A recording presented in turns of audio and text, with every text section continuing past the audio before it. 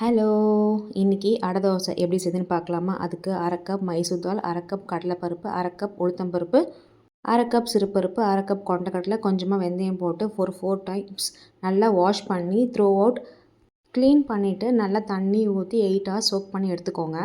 தண்ணியை நல்லா train out பண்ணிவிட்டு 1 டேபிள் ஸ்பூன் சீரகம், 1 டேபிள் ஸ்பூன் மிளகு, 1/2 டேபிள் ஸ்பூன் சோம்பு, 4 காஞ்ச மிளகா காரத்துக்கு ஏற்ப கிள்ளி வச்சுக்கோங்க. எல்லாத்தையும் ஒரு மிக்ஸி ஜாரில் போட்டுக்கோங்க. தேவையான அளவு தண்ணி ஊற்றி எல்லாமே கிரைண்ட் பண்ணி எடுத்துட்டு கொஞ்சமாக உப்பு, கொஞ்சமாக பெருங்காயத்தூள், கொஞ்சமாக பொடி பண்ண கருவேப்பிலை போட்டு நல்லா மிக்ஸ் பண்ணிவிட்டு தோசை சுட்டு எடுத்தீங்க அப்படின்னா செம்ம டேஸ்ட்டான அடை தோசை ரெடி. இந்த பேட்டருக்கு நீங்கள் பச்சை பயிறு, துவரம் பருப்பு, வெள்ளை கொண்டக்கடலை இது எல்லாமே நீங்கள் சேர்த்துக்கலாம். இந்த ப்ரோட்டீன் ரிச் அடை தோசைக்கு கார சட்னி, தேங்காய் சட்னி, தக்காளி சட்னி எல்லாமே செம்ம அல்டிமேட் காம்போவாக இருக்கும். குழந்தைங்களுக்கு, பெரியவங்களுக்கு நீங்களுமே எடுத்துக்கலாம். கண்டிப்பாக ட்ரை பண்ணி பாருங்கள். மோர் வீடியோஸ்க்கு என்னை சப்ஸ்கிரைப் பண்ணிக்கோங்க. தேங்க்யூ. நன்றி. வணக்கம்.